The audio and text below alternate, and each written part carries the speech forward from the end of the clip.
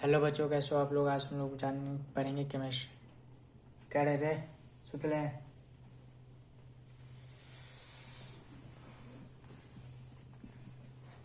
Chemistry chemistry रसायन शास्त्र। रसायन शास्त्र रसायन शास्त्र किसे कहते हैं? विज्ञान की वह शाखा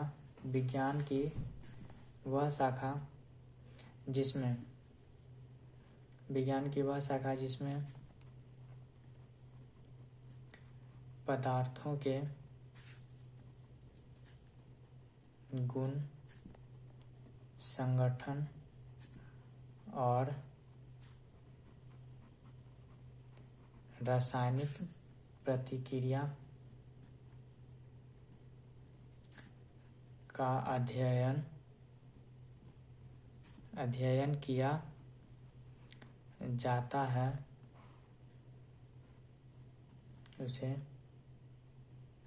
किया जाता है उसे रसायन शास्त्र कहते हैं। यही तक उसे रसायन अध्ययन किया जाता है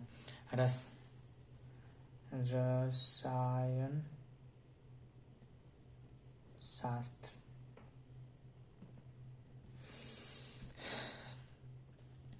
विज्ञान की वह शाखा जिसमें पदार्थों के गुण, संगठन और रासायनिक प्रतिक्रिया का अध्ययन किया जाता है उसे क्या कहते हैं? केमिस्ट्री कहते हैं। केमिस्ट्री रसायन शास्त्र। अब इसका तो डेफिनेशन पता चल गया। अब इसके बारे में हम जानते हैं। रसायन शास्त्र, इसका नाम रखा गया रसायन शास्त्र। केमिस्ट्री इसका नाम क्यों रखा गया? रसायन शास्त्र में केमिस्ट्री इसका नाम क्यों? केमिस्ट्री शब्द की उत्पत्ति हुई है कीमिया शब्द से। किस शब्द से? कीमिया शब्द से।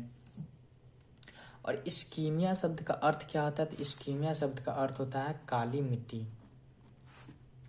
काली मिट्टी, इस कीमिया शब्द का अर्थ होता है काली मिट्टी। और इस कीमिया शब्द और काली मिट्टी का प्रचलन किस देश में है? तो वो उस देश का नाम है मिस्र देश में इसका प्रचलन है। अभी जो केमिस्ट्री है इसके जनक कौन है? जनक है लेवेजियर।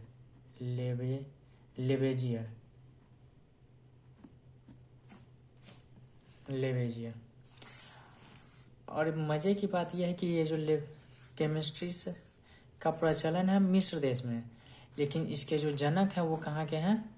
फ्रांस देश के। लेवेजियर साहब जो हैं वो कहाँ के हैं? फ्रांस के। और ये साइंटिस्ट हैं, वो तो आम सी बात है। तो हमने केमिस्ट्री का जो अभी तक क्या समझे? केमिस्ट्री का डेफिनेशन, उसके बाद इसके उत्पत्ति, इसका अर्थ। अब जानते हैं इसके आगे। तो विज्ञान की भाषा का जिसके अंदर पदार्थों का, तो क्या है? पदार्थों का। इसमें अब हमें आगे पढ़ना है किसके बारे में? पदार्थ के बारे में। तो अब आ जाते हैं पदार्थ। पदार्थ किसे कहते हैं? वे सभी वस्तु जिसका आकार हो और आयतन हो या जिसमें भार हो। सिंपल भाषा में समझते हैं। वे सभी वस्तुएं जिसका आकार हो, आयतन हो या उसमें भार हो, उसे हम क्या कहेंगे? पदार्थ कहेंगे। उसे हम पदार्थ कंसीडर करेंगे। जिसमें आकार हो, जिसका कोई अपना आकार हो और आयतन हो, उसे हम क्या करेंगे? पदार्थ कंसीडर करेंगे। पदार्थ होने का दो ही शर्त है, उसका आकार होना चाहिए और क्या होना चाहिए? आयतन। तो अब हम जानते हैं पदार्थ के प्रकार के बारे में। पदार्थ कितने प्रकार के होते हैं? तो मुख्यतः पदार्थ 3 प्रकार के होते हैं: ठोस, द्रव और गैस। ठोस, द्रव, गैस। अब जानते हैं ठोस किसे कहते हैं। ठोस कहते किसे हैं?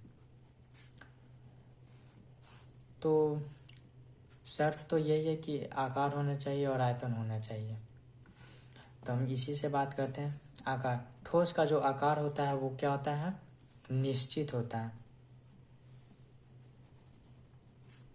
और आयतन भी निश्चित होता है। तो आकार और आयतन निश्चित होता है। और द्रव का द्रव द्रव द्रव द्रव का जो आकार होता है वो अनिश्चित होता है, अनिश्चित होता है, और इसका जो आयतन होता है वो तो निश्चित होता है। लेकिन ये जो गैस है इसका ना तो आकार निश्चित होता है और ना ही आयतन, ये दोनों अनिश्चित होता है। ना ही इसका कोई अपना आकार है और ना ही आयतन है। आयतन है लेकिन अनिश्चित है, कितना होगा कुछ पता नहीं। आकार है, इसका भी निश्चित है। इसको लोटा में रखेगा तो लोटा में आ जाएगा, सिलेंडर में तो सिलेंडर में। तो ये है। अब जानते हैं इनके इनके मुख्य अलग अलग, सब में तो ये देख लें कि हम कि आकार और आयतन के बदौलत ही हमने इनको 3 पार्ट में डिवाइड कर दिया, तो जिसमें लगभग कुछ सेम ही है। ये दोनों, इसका जो आकार और आयतन ये दोनों निश्चित है, तो इसमें सिर्फ आयतन निश्चित है, यानी ये गायब है और ये दोनों गायब है। तो अब मुख्य रूप से देखते हैं ठोस। ठोस इसलिए ठोस जो है, ठोस पदार्थ जो होता है उसका आंतरिक बल, आंतरिक या आणविक बल जो होता है वो क्या होता है, अधिक होता है। इधर समझते हैं इस साइड।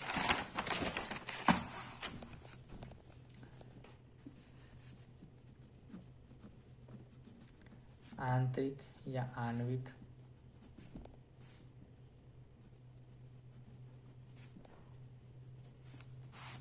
बल अधिक होता है, ठोस में अधिक होता है। अब आंतरिक और इसका फिर प्रसरण, इसकी फैलने की क्षमता इसमें कम होती है। फिर आते हैं इसका घनत्व, नए तरीकों से, अलग तरीकों नज़रिए से हम इसे देखेंगे तो घनत्व इसका बहुत अधिक होता है, बहुत अधिक नहीं कर सकते हैं लेकिन अधिक होता है सबसे ज़्यादा। फिर उसके बाद आते हैं आंतरिक बल अधिक होता है, प्रसरण कम होता है, और आंतरिक बल अधिक होने के कारण ही घनत्व इसका अधिक होता है। जो ठोस पदार्थ है उसका मॉलिक्यूल क्या होगा, आपस में पास होंगे। जैसे समझते हैं, एक मिनट बताते हैं, आगे पहले देख लें। हाँ ठीक है। जैसे ये कोई पदार्थ है, ठोस पदार्थ है, ठीक है। मतलब मैंने कुछ ज़्यादा स्पेस छोड़ा नहीं है, लेकिन इतना नहीं होना चाहिए, ऐसे दिखते हैं, ठीक है। ठीक है,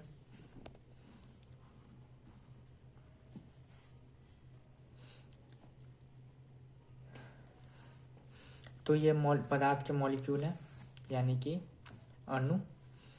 ये जो दोनों अणु हैं इसे बड़ा करके देखते हैं।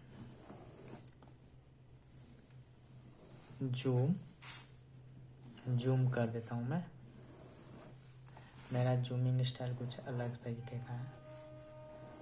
ये हो गया। तो ये दो मॉलिक्यूल हैं, ये दोनों आपस में सटे हुए हैं। क्यों? क्योंकि हमने अभी पढ़ा कि आंतरिक बल क्या होता है, अधिक होता है। आंतरिक बल अधिक होने के कारण से ये ये मॉलिक्यूल यानी अणु, ये अणु इसे खींच रहा है और ये अणु इसे खींच रहे हैं, जिससे ये दोनों क्या है, आपस में सटे हुए हैं। और इनके बीच का ये जो खाली स्थान ये क्या है, बहुत कम है, और इस वजह से ही इनका क्या है, घनत्व क्या है, ज़्यादा है।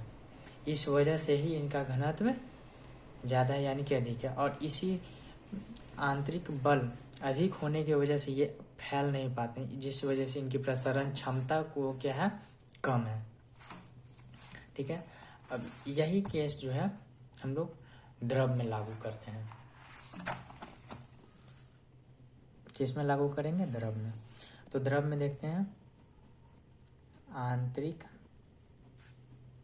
बल और घनत्व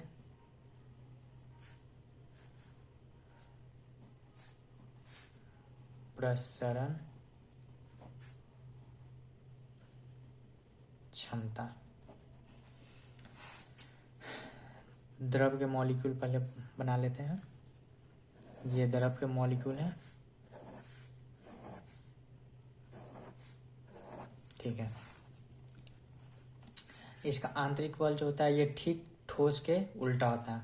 ठोस में क्या था, हमें आंतरिक बल क्या है उसका ज़्यादा था, इसमें कम होता है। और घनत्व भी कम होता है और प्रसरण क्षमता उससे इसमें ज़्यादा होता है, यानी कि अधिक होता है, ये फैल सकता है। अब ये ऐसा क्यों होता है वो देखते हैं। आंतरिक बल कम होता है। आंतरिक बल कम होने के कारण इसके मॉलिक्यूल आपस में सट नहीं पाते हैं, यानी कि आपस में ज़्यादा नज़दीक खींच नहीं पाते हैं, क्योंकि इनके अंदर ताकत बहुत कम होता है, तो ये खींच नहीं पाते, जैसे ये इधर उधर छिटकल चलते हैं। और ये इसके बीच स्थान खाली रह जाता है। ये जो स्थान खाली है इतना सारा, वो हो जाता है आंतरिक बल कम होने के कारण से फैले होते हैं। जैसे इसे हम आंतरिक स्थान खाली होने की वजह से इसका घनत्व जो है वो कम होता है और प्रसरण क्षमता भी इसी वजह से ज़्यादा होता है, क्योंकि ये इनके अंदर बल जो होता है वो कम होता है और बल कम होने की वजह से ये आपस में एक दूसरे को खींच नहीं पाते हैं। इस वजह से इनके बीच में जगह ज़्यादा हो जाता है, जिससे इनका घनत्व कम हो जाता है और प्रसरण क्षमता अधिक हो जाती है। अब गैस में आते हैं।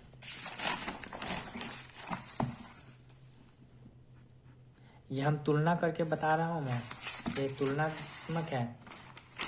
ये ठोस का है, ठोस का जिसमें ये अधिक होता है, और ये द्रव का जिसमें कम होता है। किसके तुलना में, तो ठोस की। क्योंकि अगर हम देखें तो इसके अपने इस प्रोस्पेक्टर से तो ये अधिक है, लेकिन ठोस की तुलना में क्या है, कम है।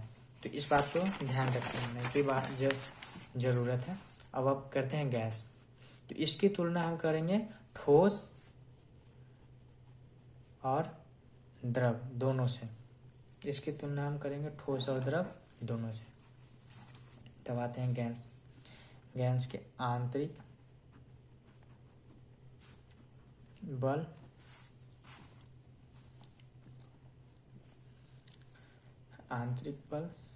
घनत्व और प्रसरण क्षमता बल। आंतरिक बल, ये गैस के मॉलिक्यूल हैं, इसको ऐसे पार करते हैं। ये कंटेनर है, इसके अंदर गैस के मॉलिक्यूल है।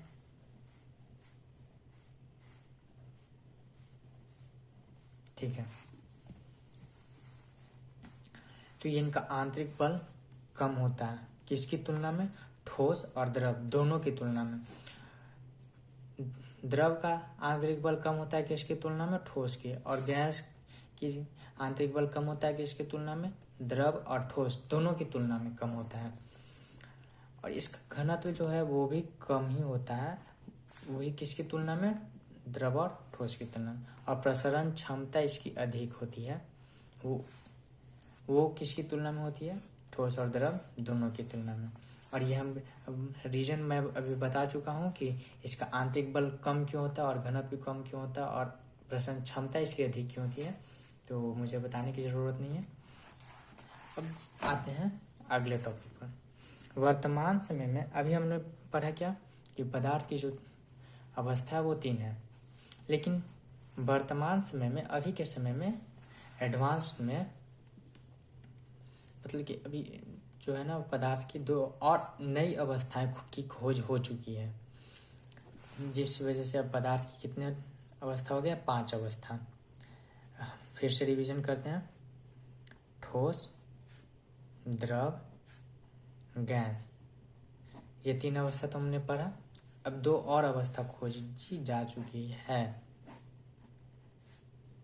वो कौन कौन सी हैं, प्लाज्मा अवस्था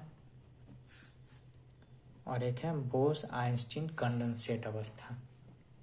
ये ठोस, ये पदार्थ के दो नई अवस्थाएं हैं। नई, पुरानी, समझाने के लिए ये नई पुरानी वर्ड यूज है, तो ठीक है। देखें अब प्लाज्मा अवस्था क्या है।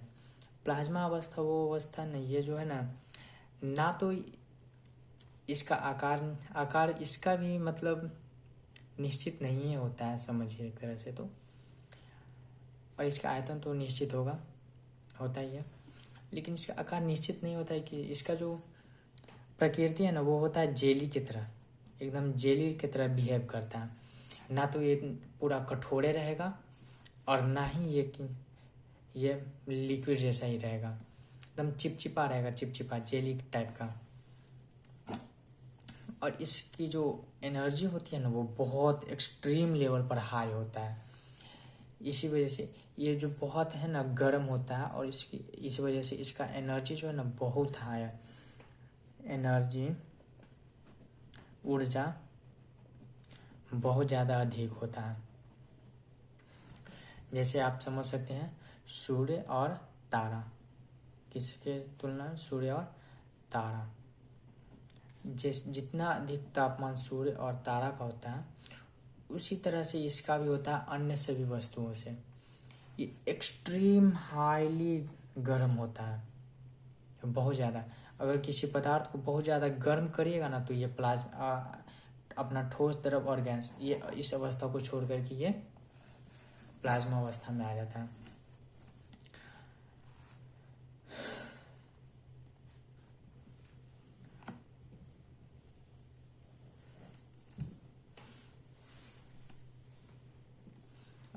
अब देखते हैं बोस आइंस्टीन कंडेंसेट।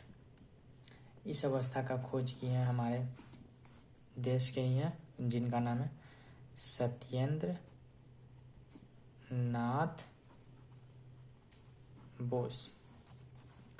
सत्येंद्र नाथ बोस इसके खोजकर्ता, जो कि पश्चिम बंगाल से बिलोंग करते हैं। और इस अवस्था को ये इन्हीं ही खोज किया था। तो अब हम देखते हैं कि जो बोस आइंस्टीन कंडेंसेट है, तो इस अवस्था का खोज तो क्या है हमारे देश के वैज्ञानिक ने। तो इसमें आइंस्टीन का नाम कहाँ से आ रहा है? आइंस्टीन का नाम क्यों रखा गया? तो हम जानते हैं इसकी खोजकर्ता के बाद इसके प्रचार भी, खोज होने के बाद इसका नाम, इसका खोज किस तरह से हुआ। जब सत्येंद्र नाथ बोस ने इस अवस्था को खोज करने के लिए रिसर्च किया, तो जो इन्होंने क्या किया कि एक पदार्थ लिया, एक लिक्विड लिया और इसको ठंडा किया, एकदम एक्सट्रीम लेवल पर ठंडा किया। और ठंडा करने के बाद मान लीजिए कि -1 डिग्री सेल्सियस टेम्परेचर आया। इसका जो एक्सट्रीम लेवल का टेम्परेचर था वो है लगभग में -243 के आसपास था। इतना एक्सट्रीम लेवल पर ठंडा करने के बाद इन्होंने देखा, जब इस लिक्विड पर प्रशिक्षण किया तो इन्होंने देखा क्या कि ये जो है ना अलग तरह से बिहेव कर रहा है। ये लिक्विड है और ठंडा किया तो ये क्या हुआ, ठोस में बदल गया। और ठोस होने के बाद ये जो है अलग तरह से ये ठोस की तरह बिहेव नहीं कर रहा था। अगर ये ठोस की तरह बिहेव करेगा तब ना इसे कहेंगे कि हाँ ये ठोस है, लेकिन ये ठोस होने के बावजूद भी ना ये अलग तरह से बिहेव कर रहा था। तो इन्होंने इसका कहा गया कि ये पदार्थ की एक नई अवस्था है। और उन्होंने देखा क्या कि जब इसको रखा, ये कंटेनर है, मतलब गिलास, बीकर आप मान सकते हो, इसमें रखा तो ये जो है ना इसके सरफेस को टच नहीं कर रहा था, ना इधर टच कर रहा था और ना ही इधर। ये जो 3 पार्ट है ना, इधर भी नहीं टच कर रहा था इसको, इससे थोड़ा सा ऊपर, इधर और इधर। और जैसे ये मूव करता है, इसका टेम्परेचर इतना हो जाता है या इतना हो जाता है, जिससे ये अपनी शक्ति खो देता है, जिस वजह से ये फिर अपनी इस अवस्था को छोड़ करके ये ठोस वाला अवस्था में आ जाता है। बोस आइंस्टीन कंडेंसेट अवस्था को छोड़ करके ये किस अवस्था में आ जाता है? ठोस अवस्था में, जिस वजह से ये अपना ऊर्जा खो देता है और ऊर्जा खोते ही ये अपना वो रूप छोड़ देता है। तो इन्होंने ये इसका जो फॉर्मूला था वो सब क्या क्या लिख करके एक पत्र लेटर लिखा, और लेटर लिख करके आइंस्टीन को, उस टाइम में ईमेल वगैरह नहीं होता था, तो इन्होंने लेटर लिख करके मेल की, मतलब भेजे, सेंड किए आइंस्टीन के पास, और आइंस्टीन ने इसको पढ़ा। उस टाइम जो ये पत्रकार को बोले छापने के लिए, तो ये जो है ना मना कर दिया पत्रकार कि हम नहीं, आपका नहीं छापेंगे, आप ऐसे ही बकवास कर रहे हो। तो इन्होंने वो, इस वजह से इन्होंने वो लेटर लिखा और अपना फॉर्मूला उस लेटर में डाला, और लेटर में डाल करके किसके पास? आइंस्टीन के पास भेज दिया। और आइंस्टीन के पास भेजने के बाद जब आइंस्टीन ने इसे पढ़ा तो वो भी दंग रह गया कि एक गुलाम देश में, उस टाइम हमारा भारत गुलाम था, और गुलाम देश में इतना अच्छा दिमाग है। तो उन्होंने फिर ये क्या किया कि इसे जो है ना पत्रकार को बोला और वो छापे। पत्रकार जब छापा इसको, तो इन्होंने क्या किया कि कहा कि अगर ये जो आइंस्टीन है, अगर ये नहीं होते तो मेरा ये अब पदार्थ की ये जो 5वीं अवस्था है जिसका खोज मैंने किया, ये भी नहीं होता।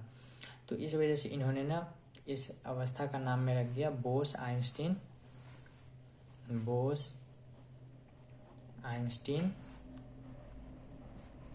कंडेंसेट।